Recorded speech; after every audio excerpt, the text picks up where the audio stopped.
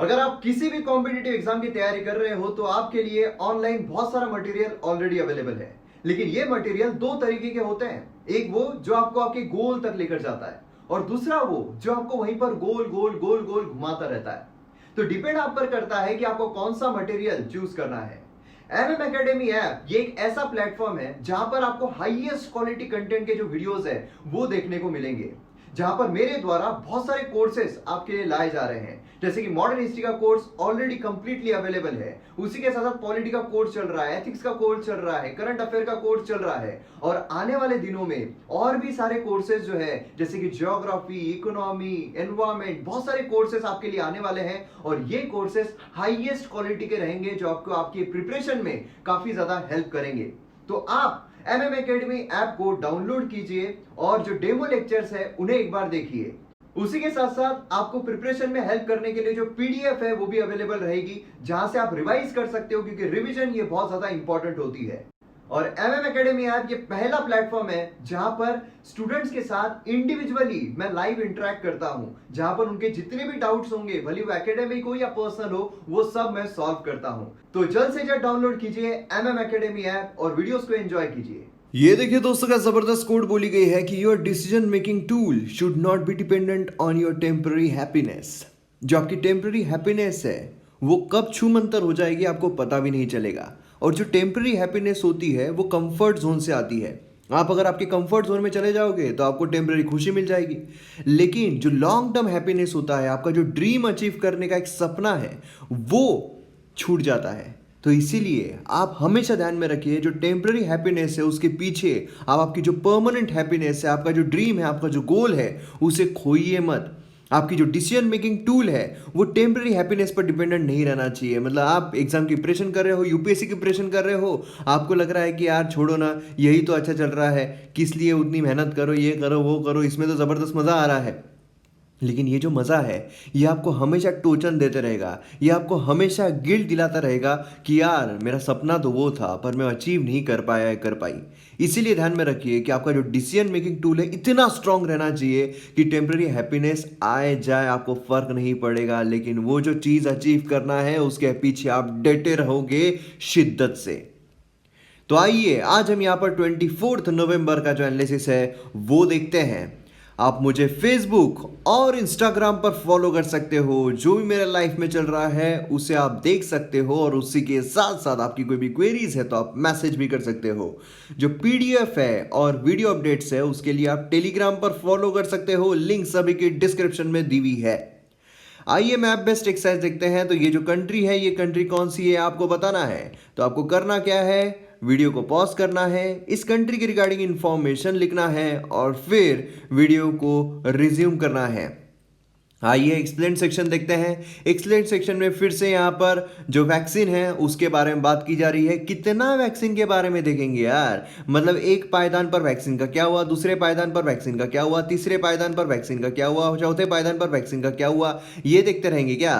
मतलब यहाँ पर टेस्ट सीरीज जो है वो हमें नहीं खेलना है, यहाँ पर हमें T20 खेलना है। T20 खेलने के लिए स्मार्ट स्टडी करना है, स्मार्ट वर्क करना है जिसमें मजा आए। और इसीलिए स्मार्ट स्टडी कैसे होगी, जब in all in the and क्या हुआ है ये आप देखो, ना कि कंटिन्यूअसली जो हो रहा है उसे आप देखते रहो।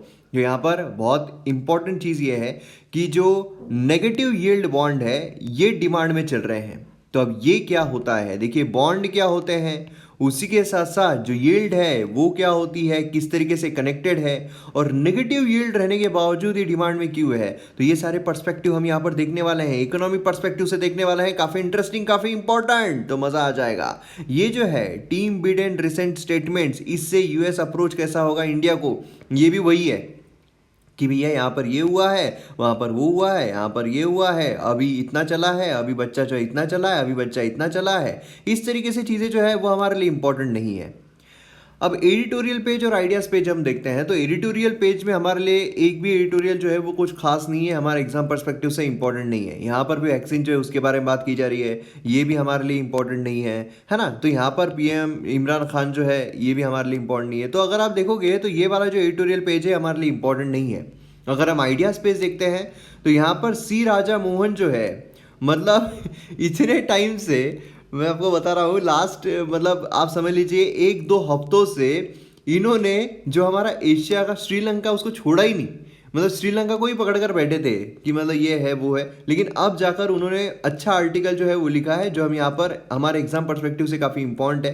तो इसमें उन्होंने गल्फ कंट्रीज के बारे में बताया कि गल्फ कंट्रीज की तरफ हमें जाना चाहिए और किस तरीके से हमें यहाँ पर उनको अप्रोच करना चाहिए, क्योंकि जयशंकर की विजिट है। तो इसके बारे में उन्होंने लिखा है, काफ़ी अच्छा आर्टिकल लिखा है।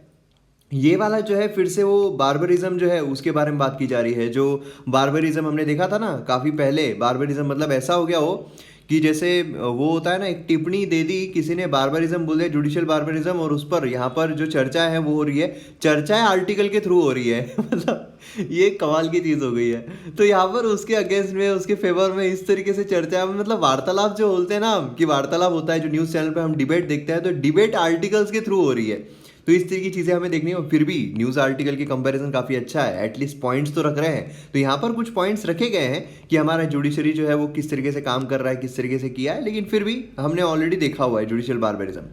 यहाँ पर न्यू ग्रीन डील, देखिए न्यू ग्रीन डील जो है इसके बारे में यहाँ पर बात की जा रही है। अब यहाँ पर अगर आप देखोगे तो वही जो हमने पहले देखा हुआ है कि जो हमारा क्लाइमेट चेंज है उसके पर्सपेक्टिव से यहाँ पर जो बात है वो की जा रही है। अब देखिए हुआ क्या था, हमारे यहाँ पर जो क्लाइमेट चेंज है उसकी वजह से काफ़ी बुरी तरीके का असर जो है वो हमें देखने को मिल रहा है। अगर आपको पता हो क्लाइमेट चेंज जो है वो हो रहा है ना, याद है ना आपको, इसी दुनिया में हो ना आप।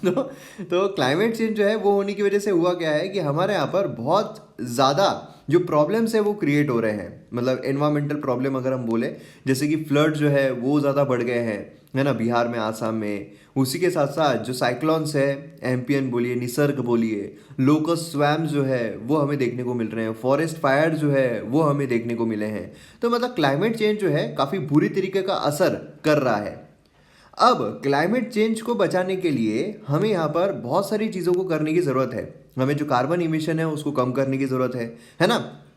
अब कार्बन इमिशन को जब कम करना है उसके लिए कई सारी संगठनाएं हमें देखने को मिलती है। उसमें से एक है पेरिस अग्रीमेंट। पेरिस अग्रीमेंट के तहत हमें यहाँ पर ग्लोबल टेम्परेचर जो है उसको रिड्यूस करना है। अब उसके लिए अलग अलग कंट्रीज जो है वो शिद्दत से भिड़ी हुई है। चाइना ने कमिटमेंट्स दी है, इंडिया ने कमिटमेंट्स दी है, अलग अलग कंट्रीज ने कमिटमेंट्स दी है। अब बीच में से ही जो हमारे बाबा थे जो यूएसए के, वो उन्होंने बोला कि हम यहाँ से निकल रहे हैं, हमको यहाँ पर कोई दिलचस्पी नहीं है, हमको रहना ही नहीं है पेरिस क्लाइमेट चेंज में, हम तो यूएसए में रहते हैं, हम काहे को पेरिस क्लाइमेट चेंज में रहे। तो इसलिए फिर वो निकल गए। लेकिन अब जो उनके जगह पर दूसरे आए हैं, ठीक है, जियो, तो मतलब बहुत सारे लोग जो है उनका ये भी बोलना है कि ये जो जियो बिडेन जीते इसके पीछे रिलायंस का हाथ है जियो को प्रमोट करने के लिए। खैर, तो यहाँ पर तो क्या बोल रहा था मैं, हाँ, तो कैसा है कि यहाँ पर जो जियो बिडेन है वो बोल रहे हैं, अब जियो बिडेन बोल रहे हैं कि जो पेरिस एग्रीमेंट है उसमें फिर से आ जाऊंगा, ठीक है, पेरिस एग्रीमेंट में मैं फिर से आ जाऊंगा, और उसी के साथ साथ यहाँ पर हम क्या करेंगे, जो क्लाइमेट चेंज है उसको रोकने की कोशिश करेंगे। हमने इसकी रिगार्डिंग आर्टिकल देखा था कि जियो बिडेन जो है उसको बोलना कि हम यहाँ पर पेरिस एग्रीमेंट में आ जाएगी ये सफिशिएंट नहीं है, उनको बहुत सारी चीज़ें करनी पड़ेगी, है ना। ये वाला हमने डिस्कस किया था क्या क्या उनको करना पड़ेगा, उनको सभी कंट्रीज को कॉन्फिडेंस में लेना पड़ेगा कि हाँ हमको पेरिस एग्रीमेंट के लिए कुछ काम करना है ना। तो इसलिए जो अनाउंस कर रहे हैं कि हम यहाँ पर कर लेंगे, लेकिन उसी के साथ साथ जो फ्रैकिंग है, फ्रैकिंग क्या है, तो यहाँ पर आप देखोगे तो मतलब दो खास टेक्सास अगर हम देखते हैं तो वो मैसिव शेल फील्ड जो है वो हमें वहाँ पर देखने को मिलती है, ठीक है। ये एक्सप्लॉइट किया जा रहा है वाया फ्रैकिंग, जिससे क्लीन एनर्जी जो है वो प्रोड्यूस कर सके। लेकिन यहाँ पर फ्रैकिंग जो है उससे मीथेन निकलता है, मीथेन इमिट करता है, जो कि इवन ज़्यादा हार्मफुल है जो कार्बन डाइऑक्साइड है उसके कंपैरिजन। तो अब यहाँ पर फ्रैकिंग जो उसको बैन करने की बात की जा रही थी, लेकिन जो बिडेन जो है उसको मतलब यहाँ पर बैन करने की कोई संभावना जो है वो नज़र नहीं आ रही है। तो बेसिकली क्या है कि आपको उस चीज़ के पीछे काम करना चाहिए जो एक्चुअल में काम आए। ऐसा नहीं कि पूरी कंट्री कार्बन कर, हम भी कार्बन ही करेंगे, बाकी तुम्हारे घर में बाकी दूसरी एक चीज़ है जो बहुत ही भयानक तरीके से बाहर निकल रही है, जो इमिट हो रही है, उसको तो आप रोको ना, उसको नहीं रोकेंगे। तो इसीलिए बेसिकली क्या है कि आपको यहाँ पर एनवायरनमेंट के लिए काम करना बहुत ज़रूरी है। ऐसी ही सारी चीज़ें जो है यहाँ पर जो ग्रीन डील है इस आर्टिकल के थ्रू यहाँ पर बताई गई है। बाकी कुछ खास नहीं है, जो हमने ऑलरेडी देखा हुआ है उसी के बारे में यहाँ पर बात हो रही है।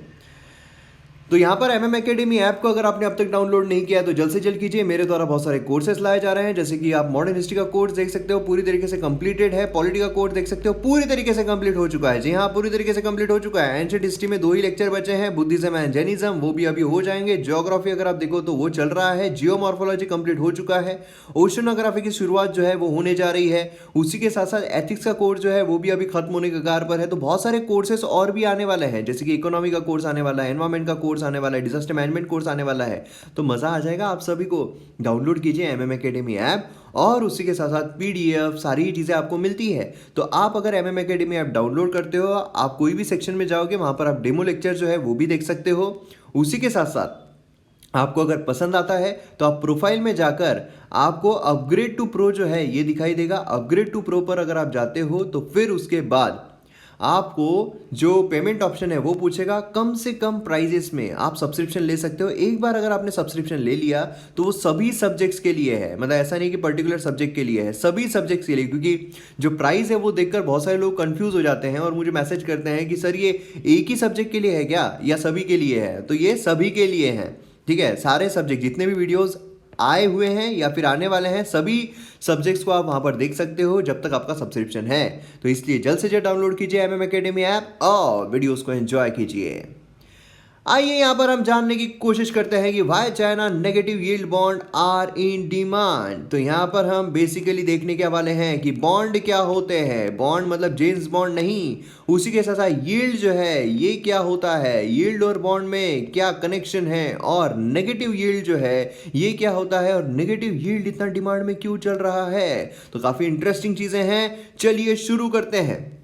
लास्ट वीक चाइना ने नेगेटिव यील्ड डेब्ट जो है फर्स्ट टाइम सेल किए, और काफ़ी हाई डिमांड जो है वो इसकी हमें देखने को मिली इन्वेस्टर्स के बीच में अक्रॉस द यूरोप। ये जो यील्ड है इन यूरोप ये इवन लोअर है। There was huge demand for 4 billion euro bonds issued by China. तो आप समझ सकते हो कितना ज़्यादा यहाँ पर चाइना जो बॉन्ड इशू कर रहा है जिसकी नेगेटिव यील्ड है, मतलब कितना ज़्यादा ये हो रहा है। मैं बता रहा हूँ आपको नेगेटिव यील्ड क्या है, मैं आपको बता रहा हूँ। अब यहाँ पर आप देखिए चाइना का 5 ईयर बॉन्ड जो है, 5 साल का जो बॉन्ड है, उसकी प्राइस का यील्ड जो है वो -0.152% जो है वो देखने को मिल रहा है। और 10 ईयर्स 15 ईयर्स अगर हम देखते हैं तो पॉजिटिव यील्ड जो है वो आ रहा है, ठीक है। तो इस तरह की चीज़ें आपको यहाँ पर ध्यान में रखनी है बेसिकली। अब आगे हम देखते हैं कि बॉन्ड होता क्या है। देखिए, अगर किसी को भी मार्केट से पैसा उठाना है, गवर्नमेंट को भी जरूरत पड़ती है, क्योंकि पैसा उठाना क्यों पड़ता है मार्केट से, क्योंकि आपके पास अगर इनकम जो है वो आ रही है 10 रुपये, लेकिन अगर आपको खर्च करना है 15 रुपये, तो यहाँ पर आपके पास 5 रुपये का शॉर्टफॉल है। अब ये 5 रुपये आपको अगर लेने हैं, सरकार को अगर लेने हैं, तो सरकार कहाँ से ले सकती है? सरकार या तो उधार ले सकती है कि भैया मुझे उधार दे दो, लोन ले सकती है, या दूसरा मतलब वो बॉन्ड इशू कर सकती है। दूसरा अगर हम प्राइवेट देखते हैं, मतलब समझ लीजिए अंबानी है, मुकेश अंबानी है, मुकेश अंबानी को पैसों की ज़रूरत है, तो वो क्या कर सकते हैं? वो या तो बॉन्ड इशू कर सकते हैं, है ना, या तो लोन ले सकते हैं, या तो वो अपने शेयर जो है वो इशू कर सकते हैं। तो अब स्टॉक्स अगर हम देखें तो मतलब शेयर्स, है ना, शेयर में क्या होता है? हिस्सेदारी होती है। बॉन्ड में अगर आप देखोगे तो हिस्सेदारी नहीं होती है। हम सिर्फ वो बॉन्ड खरीद रहे हैं इन्वेस्टमेंट करने के लिए, ठीक है। मतलब आपको सबसे पहले तो ये समझ में आ गया कैसे कैसे पैसा उठाया जा सकता है ना। तो अब यहाँ पर स्टॉक से जब पैसा उठाया जाता है, हम अंबानी का एग्जांपल लेते हैं कि स्टॉक से उन्होंने पैसा उठाया, मतलब अपने कंपनी की कुछ शेयर जो है वो बेच रहे हैं कि आपको हिस्सेदारी अगर लेनी है मेरी कंपनी में तो मेरे शेयर्स ले लो। तो अगर मैं रिलायंस के शेयर ले रहा हूं तो मतलब मैं रिलायंस कंपनी में हिस्सेदार हूं, मैं भी वहां पर ओनरशिप मेरी निकल रही है। अब जब भी यहां पर इक्विटी में हम इन्वेस्ट करते हैं तो मतलब एक ओनरशिप इंटरेस्ट हमें मिलता है। इसमें हमें अगर कंपनी को प्रॉफिट होता है तो हमें प्रॉफिट मतलब डिविडेंड मिलता है, अगर नुकसान होता है तो हमें भी नुकसान, क्योंकि कंपनी के ओनर है ना, वो हमें यहाँ पर मिल जाता है। दूसरा अगर हम देखते हैं बॉन्ड्स, बॉन्ड्स मतलब क्या है? अगर यहाँ पर मुकेश अंबानी जो है वो बॉन्ड इशू करते हैं कि लो भैया बॉन्ड है, ये बॉन्ड जो है इसमें आप लोगे, प्रॉफिट हो नुकसान हो कोई फर्क नहीं पड़ता है, ये बॉन्ड मैंने इशू किया है और ये बॉन्ड के बदले में ये 100 रुपये का ये बॉन्ड है, 1 साल के बाद आपको 10% इंटरेस्ट रेट के साथ पैसा मिल जाएगा, मतलब 110 रुपये जो है वो आपको यहाँ पर मिल जाएंगे। तो मतलब यहाँ पर बॉन्ड का मतलब क्या होता है कि आपको हिस्सेदारी नहीं मिल रही है। यहाँ पर आप एक बॉन्ड जो है वो सिर्फ खरीद रहे हो, इन्वेस्टमेंट कर रहे हो, जिस पर आपको कुछ इंटरेस्ट मिल रहा है, और इंटरेस्ट मिलने के बाद आप जब वो बॉन्ड रिटर्न कर दोगे 1 साल के बाद, तो मतलब आपको 110 रुपये मिल जाएंगे। ये फिक्स्ड इनकम रहेगी। यहाँ पर शेयर में क्या होता है कि जितना ज़्यादा प्रॉफिट होगा कंपनी को, उतना ही आपको फायदा होगा, है ना। तो ये आपको डिफरेंस समझ में आ गया। तो यहाँ पर हम बेसिकली बॉन्ड के बारे में देखने वाले हैं। तो गवर्नमेंट भी क्या करती है, गवर्नमेंट को भी जब पैसा चाहिए होता है तो गवर्नमेंट भी बॉन्ड जो है वो इशू करती है। तो अब जब बॉन्ड इशू करती है तो सेम वही होता है, फेस वैल्यू रख देगी, वहाँ पर 100 रुपये जो है वो फेस वैल्यू है, और फिर आपको हर साल जो है, अगर 5 साल के लिए मैच्योरिटी पीरियड है तो हर साल आपको यहाँ पर 10-10 रुपये जो है वो दे दिए जाएंगे, है ना। तो इस तरीके से आपको जो पैसे हैं वो मिलते हैं। तो अब यहाँ पर यील्ड कैसे निकलती है, यील्ड कैसे निकलती है आप ध्यान में रखिए। देखिए, एक कोई बॉन्ड है, ठीक है, बॉन्ड का कूपन रेट है, कूपन रेट है, हर साल आपको 10 रुपये मिलेंगे, ठीक है।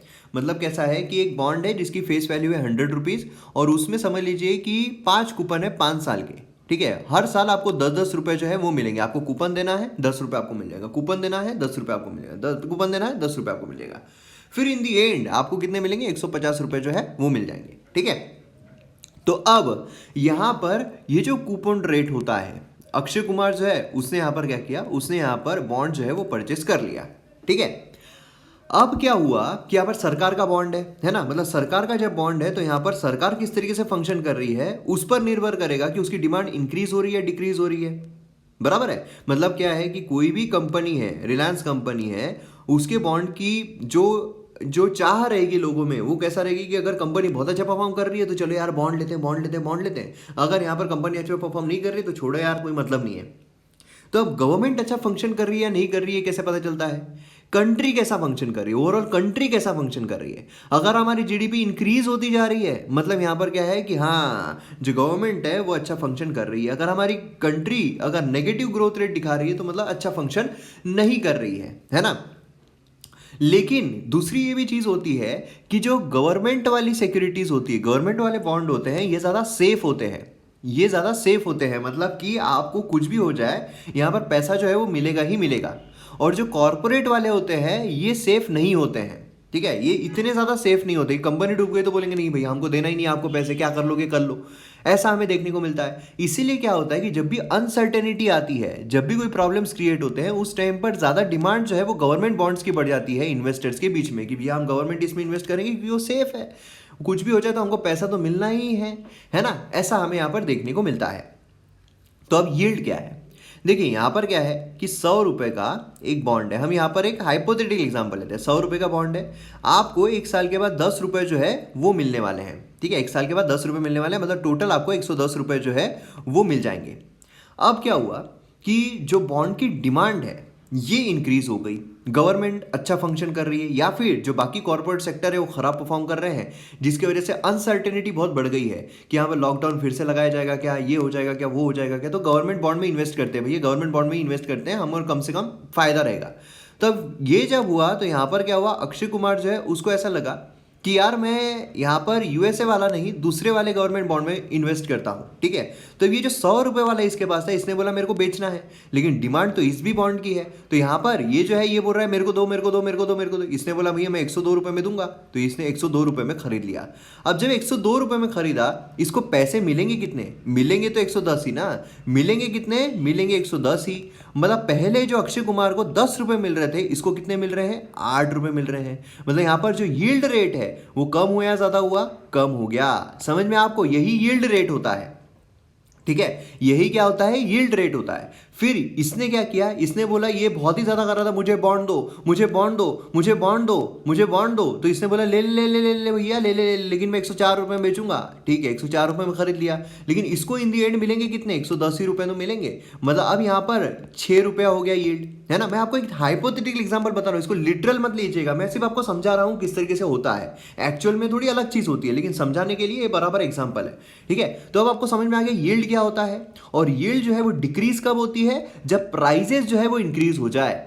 मतलब क्या बोल रहा हूं मैं, जब प्राइजेस इंक्रीज हो जाए तो यील्ड क्या होती है, वो होती है डिक्रीज। ये आपको समझना बहुत जरूरी है। इतना आपको समझ में आ गया, क्लियर है। मतलब क्या है, प्राइजेस, अब यहां पर जो 100 रुपए था, ठीक है, यहां पर 100 रुपए था। अब फर्ज कीजिए कि यहां पर जो यील्ड रेट है ये क्या होगा, अगर ये 100 रुपये था और इतनी डिमांड इंक्रीज हो गई कि इसने यहाँ पर 112 रुपये में बेच दिया, मतलब फेस वैल्यू थी 100, मिलने वाले थे 110, लेकिन यहाँ पर इसने 112 रुपये में इसको बेच दिया, मतलब यील्ड क्या हो गई, -2 हो गई, नेगेटिव में चली गई, है ना। मतलब इतनी इसकी डिमांड बढ़ गई, इतनी इसके प्राइसेस बढ़ गए कि यहाँ पर यील्ड जो है वो नेगेटिव में चली गई। मतलब ये कमाल की चीज़ जो है वो हमें देखने को मिल रही है ना। तो यही यहाँ पर हमें नेगेटिव यील्ड रेट बॉन्ड जो है वो देखने को मिलता है। मतलब यहाँ पर डेप्थ इंस्ट्रूमेंट जो यहाँ पर ऑफर करते हैं टू पे the investors a maturity amount lower than the purchase price of the bond. जो परचेस प्राइस है बॉन्ड का, उसमें लोअर यहाँ पर अमाउंट जो है वो यहाँ पर मैच्योरिटी पर मिलता है। मतलब क्या है, जनरली इशू किया जाता है सेंट्रल बैंक के द्वारा या फिर गवर्नमेंट के द्वारा। इन्वेस्टर जो है वो इंटरेस्ट रेट पे करते हैं बोरोवर को, keep their money with them. तो ये चीज़ हमें यहाँ पर देखने को मिलती है बेसिकली। तो आपको यील्ड रेट समझ में आ गया क्या होता है, नेगेटिव जाता है, नेगेटिव जा रहा है। 112 रुपये मिल रहे, कितने इसको 110 रुपये जो है ये मिलने वाले हैं। तो मतलब यहाँ पर नेगेटिव जो है वो हमें यहाँ पर देखने को मिलने वाला है। समझ में आ गया आपको बेसिकली यील्ड रेट क्या होता है। अब ये क्यों ऐसा परचेस करेगा ये मैं आपको आगे बताता हूँ, लेकिन यील्ड रेट क्या है ये आपको समझ में आ गया, कूपन रेट क्या है ये आपको समझ में आ गया, और यहाँ पर बॉन्ड ये क्या होता है ये आपको समझ में आ गया बहुत ही अच्छे तरीके से। अब हम आते हैं यहाँ पर कि इन्वेस्टर जो है वो खरीदेंगे क्यों। आपके मन में सवाल आ रहा होगा ना, यार इन्वेस्टर जब ऐसा हो रहा है तो इन्वेस्टर खरीदेंगे ही क्यों। नेगेटिव यील्ड बॉन्ड जो है ये काफ़ी इन्वेस्टमेंट अट्रैक्ट करते हैं during the time of stress, जैसा मैंने आपको कहा था। अभी हो क्या रहा है, अभी ऐसा सिचुएशन चल रहा है कि जहां पर जो इन्वेस्टर्स है उनको दूसरी जगह इन्वेस्ट करना ही नहीं है। अगर वो किसी कंपनी में इन्वेस्ट करते हैं तो नीचे जाएगी, अगर वो किसी और चीज़ में इन्वेस्ट करते हैं वो नीचे जा रहा है, हर जगह नीचे जा रहा है। तो यहाँ पर सबसे सेफ चीज़ क्या है, सेफ चीज़ है गवर्नमेंट बॉन्ड्स। गवर्नमेंट बॉन्ड सबसे सेफ है, तो गवर्नमेंट बॉन्ड में इन्वेस्ट करो। जितना ज़्यादा इन्वेस्टमेंट करना चाहेंगे उतनी ज़्यादा उसकी डिमांड बढ़ेगी, जितनी डिमांड बढ़ेगी उतनी उसके प्राइजेस जो है वो बढ़ेगी, और जितनी ज़्यादा प्राइसेस इंक्रीज होगी उतना ही ज़्यादा यील्ड जो है वो नीचे जाएगा भाई साहब। ये चीज़ हमें यहाँ पर देखने को मिलती है, ठीक है। अभी एट प्रेजेंट अगर हम देखें तो क्या स्ट्रेस चल रहा है, बिल्कुल चल रहा है। वर्ल्ड जो है वो कोविड-19 पेंडेमिक से बैटल कर रहा है। इंटरेस्ट रेट जो है developed market across the Europe ये काफ़ी लो चल रहे हैं। इन्वेस्टर जो है वो यहाँ पर बेटर इंस्ट्रूमेंट्स की तरफ जा रहे हैं, बेटर इंस्ट्रूमेंट्स की तरफ कि भैया हमारा इंटरेस्ट रेट जो है वो हमें सेफ मिले, सेफ हमें मिल जाए, ठीक है। तो इसीलिए यहां पर वो उस चीज की तरफ जा रहे हैं कि जहां पर 10 ईयर्स 15 ईयर्स में उनको कुछ पॉजिटिव इंटरेस्ट रेट जो है वो मिले, क्योंकि हर जगह नेगेटिव नेगेटिव चल रहा है। तो जहां पर पॉजिटिव चल रहा है 10 साल या 15 साल में, वहां पर वो जाने की कोशिश कर रहे हैं। और यहां पर जो स्टार्टिंग में ही मैंने आपको बताया था कि यहां पर ध्यान देना है आपको कि 5 साल का जो बॉन्ड है, चाइना का जो 5 साल का बॉन्ड है, उसमें यील्ड जो है -1.52% है, मगर जो 10 साल और 15 साल का है उसमें आपको पॉजिटिव जो है वो देखने को मिल रहा है। समझ में आ गया आपको, मतलब जो लॉन्ग टर्म के लिए अगर आप कर रहे हो तो वहां पर आपको पॉजिटिव देखने को मिल रहा है, और यही चीज अट्रैक्ट कर रही है कि भैया 10 साल 15 साल बाद पॉजिटिव तो मिल रहा है, एटलीस्ट चले जाओ। क्योंकि बहुत सारे अगर आप यूरोपियन कंट्रीज देखोगे वहां पर तो नेगेटिव ही चल रहा है। और अगर हम कंपेयर करते हैं माइनस में भी, जो नेगेटिव में भी कंपेयर करते हैं, तो यहां पर आप देखिए कि चाइना वाला जो है -1.5% दे रहा है, लेकिन जो यूरोपियन बॉन्ड्स है वो तो -0.5 टू -7.5 तक दे रहे हैं। तो आप समझ सकते हो यहाँ पर कि किस तरीके से चाइना जो है उसके बॉन्ड के लिए यहाँ पर अट्रैक्शन जो है वो इंक्रीज हो रहा है। समझ में आया आपको। अब यहाँ पर यूरोप जो है, US and other part of the world, ये सेकेंड वेव जो है वो फेस कर रहे हैं। चाइना ने बोला है कि हमारा कंट्रोल में रहने वाला है, मतलब ज़्यादा सेफ इकोनॉमी जो है वो किसके रहने वाली है, चाइना की रहने वाली है। अभी भी अगर आप ग्रोथ देखो तो लगभग 5% के आसपास जो उसने बोला है कि हमारी ग्रोथ जो है हमें देखने को मिल रही है। तो मतलब क्या है कि यहाँ पर जो चाइना है वो सेफ यहाँ पर हमें देखने को मिल रहा है इन्वेस्टर्स के पर्सपेक्टिव से, और इसीलिए चाइना के जो बॉन्ड्स है उस पर ज़्यादा इन्वेस्ट किया जा रहा है, और इसीलिए उसकी डिमांड जो है वो भी इंक्रीज होती जा रही है। तो अब मैं उम्मीद करता हूं कि यहां पर आपको नेगेटिव यील्ड बॉन्ड जो है वो भी समझ में आ गया होगा। चाइना का नेगेटिव यील्ड जो है बॉन्ड इतना डिमांड में क्यों है ये भी आपको यहां पर अच्छे तरीके से समझ में आ गया होगा। आइए यहां पर हम बात करते हैं कि इंडिया जो है क्या उसने गल्फ कंट्रीज के करीब जाना चाहिए। ये हमारे इंटरनेशनल रिलेशन पर्सपेक्टिव से काफ़ी इंपॉर्टेंट है। तो आइए जानने की कोशिश करते हैं कि क्या खास चीज़ है इस वीडियो में। अब देखिए क्या हुआ है, एक्सटर्नल अफेयर्स मिनिस्टर जो है जयशंकर साहब, उनकी विजिट हुई है बहरीन और यूएई में। अब इसके वजह से क्या है कि जो स्ट्रक्चरल चेंजेस है जो गल्फ कंट्रीज में हो रहे हैं, इंडियन ओशन के पर्सपेक्टिव से काफ़ी इंपॉर्टेंट इंडिया के लिए साबित हो सकते हैं। अब कहाँ पर इनकी विजिट है, तो यहाँ पर आप देख सकते हो बहरीन जो है आपको यहाँ पर देखने को मिल रहा है, उसी के साथ यूएई जो है वो हमें यहाँ पर देखने को मिल रहा है, यहाँ पर हमें भारत जो है ये देखने को मिल रहा है, और उसी के साथ यहाँ पर अगर आप देखोगे तो ये है स्ट्रेट ऑफ हॉर्मोज, ये आपको भूलना नहीं है। यहाँ पर पर्शियन गल्फ आपको देखने को मिल रहा है, यहाँ पर गल्फ ऑफ ओमान जो है ये देखने को मिल रहा है। मतलब पर्शियन गल्फ और गल्फ ऑफ ओमान को कनेक्ट करने वाला स्ट्रेट कौन सा है, स्ट्रेट ऑफ हॉर्मोज। यहाँ से हमें कई सारे कंटेनर जो है वो देखने को मिलते हैं ऑयल के। तो अब इंडिया जो है, अब तक इंडिया का स्टांस किस तरीके का रहा था, इंडिया का स्टांस जो है गल्फ कंट्रीज को देखने का इस तरीके का रहा था कि यार ये रिलीजियस पर्सपेक्टिव से ही हमारे लिए काम आएंगे। मतलब अगर आप देखो तो रिलीजियस ग्राउंड्स पर ही उनको देखा जाएगा, इकोनॉमिक पर्सपेक्टिव से देखा ही नहीं जाएगा, इकोनॉमिक पर्सपेक्टिव से क्या ही काम आ जाएंगे, इस तरीके से हम उनको देख रहे थे। या फिर स्ट्रेटेजिक पर्सपेक्टिव से इंडियन ओशन रीजन में इनका क्या ही योगदान रहेगा, हमारे लिए क्या ही यूजफुल रहेंगे, इस तरीके से हम उनको देख रहे थे। मगर ना, यहाँ पर चेंजेस लाने की ज़रूरत है। मतलब क्या है कि फॉर डेकेड्स इंडिया का जो मर्केंटिलिज्म है वो गल्फ को as a source of oil और एक लेबर एक्सपोर्ट की तरफ देख रहा था कि हाँ भैया हमारे जो बहुत सारे लोग हैं वो वहाँ पर काम करते हैं, हमारे इतने सारे लोग जो है लेबर जो है वहाँ पर हमें देखने को मिलते हैं, हमारे बहुत ज़्यादा आबादी जो है वो हमें गल्फ नेशंस में देखने को मिल रही है और हमें ऑयल जो है वहाँ से मिल रहा है। दिल्ली का ये नैरो ब्यूरोक्रेटिक अप्रोच जो है ये यहाँ पर पॉलिटिकल एंगेजमेंट को रीजनल इंटरेस्ट के लिए इस्तेमाल ही नहीं कर पा रहा था। लेकिन लास्ट 6 ईयर से इंडिया का जो पर्सपेक्टिव है वो यहाँ पर चेंज हुआ है। इंडिया का ट्रेडिशनल फोकस जो है वो यहाँ पर गल्फ नेशंस की तरफ काफ़ी चेंज हुआ है। डायस्पोरा जो है उसका इस्तेमाल करना, उसी के साथ साथ जो इकोनॉमिक पर्सपेक्टिव से भी गल्फ कंट्रीज को देखना, ये यहाँ पर हमारा पर्सपेक्टिव चेंज हुआ है। अब इंडिया जो उसे फोकस कहाँ पर करना चाहिए, तो 5 चीज़ें 5 पॉइंट्स यहाँ पर दिए गए हैं कि इंडिया ने किस तरीके से फोकस करना चाहिए गल्फ नेशंस पर। उनको सिर्फ एक रिलीजियस ग्राउंड से या फिर एक लेबर फोर्स के ग्राउंड से या फिर सिर्फ जो ऑयल है उस पर्सपेक्टिव से नहीं, लेकिन बहुत सारी अपॉर्चुनिटी के पर्सपेक्टिव से भी देखना चाहिए।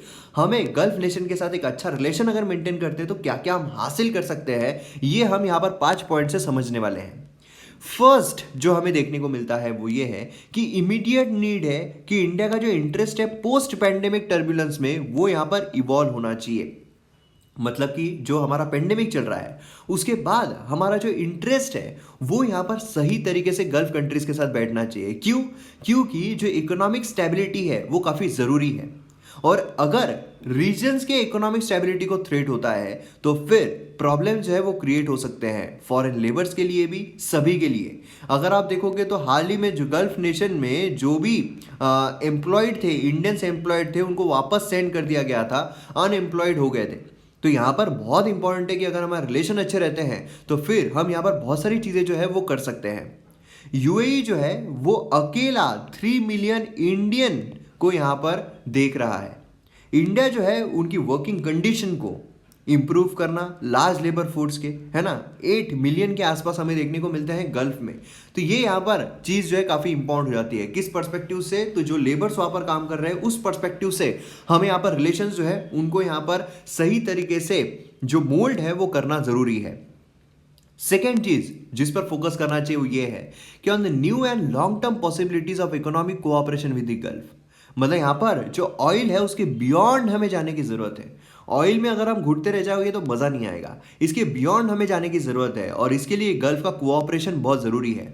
मैसिव इकोनॉमिक डाइवर्सिफिकेशन जो है ये अगर हम करते हैं, नए नए जो प्रोजेक्ट्स है उसमें अगर हम इन्वेस्टमेंट लाते हैं या फिर करते हैं तो उसमें इंडिया को काफ़ी हेल्प मिल सकती है। जैसे कि रिन्यूएबल एनर्जी बोलिए, हायर एजुकेशन बोलिए, टेक्नोलॉजिकल इनोवेशन बोलिए, स्मार्ट सिटीज़ बोलिए, स्पेस कॉमर्स बोलिए, तो ये जो चीज़ें हैं इसमें काफ़ी हेल्प मिल सकती है। क्योंकि अगर आप देखोगे गल्फ कंट्रीज जो है वो भी इन्वेस्टमेंट बहुत अच्छे तरीके से करती है, ठीक है। उसी के साथ साथ तीसरी चीज़ जब हम देखते हैं तो हमें देखने को मिलता है गल्फ का फाइनेंशियल पावर जो है वो इंक्रीज हो रहा है, ट्रांसलेटिंग इनटू पॉलिटिकल इन्फ्लुएंस। मतलब कि जो गल्फ है, गल्फ कंट्रीज है, उनका इकोनॉमिक इम्पैक्ट जो है वो तो इंक्रीज हो ही रहा है, और जब भी किसी कंट्री का इकोनॉमिक इम्पैक्ट बढ़ता है तो फिर अपने आप उसकी जो पावर है, पॉलिटिकल पावर है, वो भी इंक्रीज हो जाती है। एथिक्स में हमने देखा है ना, रियलिज्म जो हमने देखा था कॉन्सेप्ट, उसमें क्या था? उसमें था कि जो कंट्री है जो इकोनॉमिकली पावरफुल होती है वो पॉलिटिकली भी पावरफुल अपने आप हो जाती है। और वो जो डेवलपिंग कंट्रीज होती है उनको डोमिनेट करने की कोशिश करती है ना। रियलिज्म जो हमने एथिक्स के लेक्चर जो एमएम एकेडमी पर चलते हैं उसमें जो देखा था, तो यही चीज हमें यहां पर देखने को मिल रही है कि गल्फ कंट्रीज जो है उनका यहां पर क्या हो रहा है, इकोनॉमिक जो पावर है वो बढ़ रही है, इकोनॉमिक इन्फ्लुएंस बढ़ रहा है, जिससे कि जो पॉलिटिकल इन्फ्लुएंस है वो भी अपने आप इंक्रीज हो रहा है। और ब्रॉडर पॉलिटिकल नैरेटिव जो है मिडिल ईस्ट का वो हमें देखने को मिल रहा है। जैसे कि जो अरब रिलेशन है इसराइल के साथ वो यहाँ पर शिफ्ट हो रहे हैं, वो यहाँ पर चेंज हो रहे हैं। यूएई जो है वो यहाँ पर इसराइल के साथ अपने रिलेशन जो है वो बेहतर पीस के साथ सुधारने की कोशिश कर रहा है। इस तरीके से अलग अलग कंट्रीज जो है वो भी उसी तरीके की राह पर चल रही है। तो ये हमें यहाँ पर देखने को मिलता है, इसका भी एक फायदा जो है वो इंडिया को मिलेगा। फोर्थ अगर हम देखते हैं तो इंडिया जो है वो यहाँ पर गल्फ को रीजनल कॉन्फ्लिक्ट जो है, अफगानिस्तान बोलिए, लेबनान बोलिए, लीबिया बोलिए, सोमालिया बोलिए, है ना, तो ये जो रीजनल कॉन्फ्लिक्ट्स यहाँ पर चलते हैं उसके पर्सपेक्टिव से भी गल्फ कंट्रीज जो है काफ़ी हेल्पफुल रह सकती है।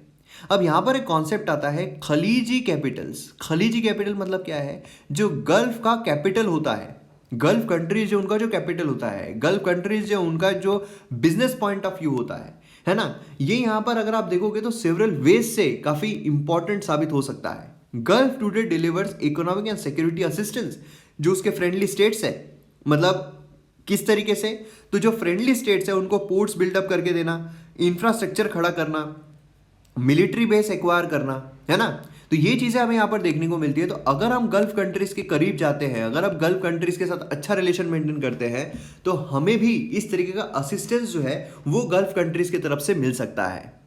और इन दी एंड हमें देखने को मिलता है कि दिल्ली जो है ये इनसफिशिएंट अटेंशन पे करता है, जो सिग्निफिकेंट रिफॉर्म हमें गल्फ में देखने को मिल रहे हैं, भले वो रिलीजियस ग्राउंड पर हो या किसी भी ग्राउंड पर हो, सोशल लाइफ पर हो, है ना। अभी अगर आप देखोगे तो गल्फ कंट्रीज जो है वहां पर भी रिलीजियस जो लिबर्टीज है वो प्रदान की जा रही है। अगर आप देखोगे पहले जो गल्फ कंट्रीज है उसमें महिलाओं को जो सही तरीके से जो इक्वालिटी है वो प्रदान नहीं की जा रही थी, मगर अब काफ़ी सारे चेंजेस आ रहे हैं।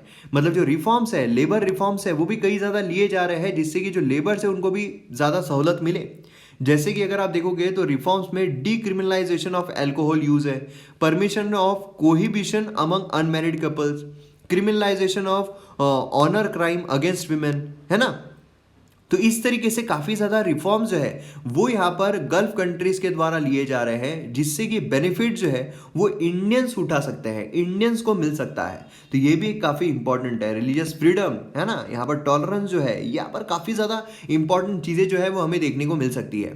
तो इसीलिए यहाँ पर इंपॉर्टेंट क्या है इंडिया के लिए कि गल्फ कंट्रीज जो है उनके साथ हमारा रिलेशन जो है वो एक्सटेंड करना बहुत इंपॉर्टेंट है। और सिर्फ ऑयल या रिलीजन पर्सपेक्टिव से नहीं, लेकिन इकोनॉमिक पर्सपेक्टिव से, पॉलिटिकल स्ट्रेटेजिक पर्सपेक्टिव से भी गल्फ कंट्रीज को देखना बहुत इंपॉर्टेंट है। और उस तरीके से हमारे स्ट्रेटेजीज जो है, डिप्लोमेसी जो है वो गल्फ कंट्रीज के साथ बनाना बहुत इंपॉर्टेंट है।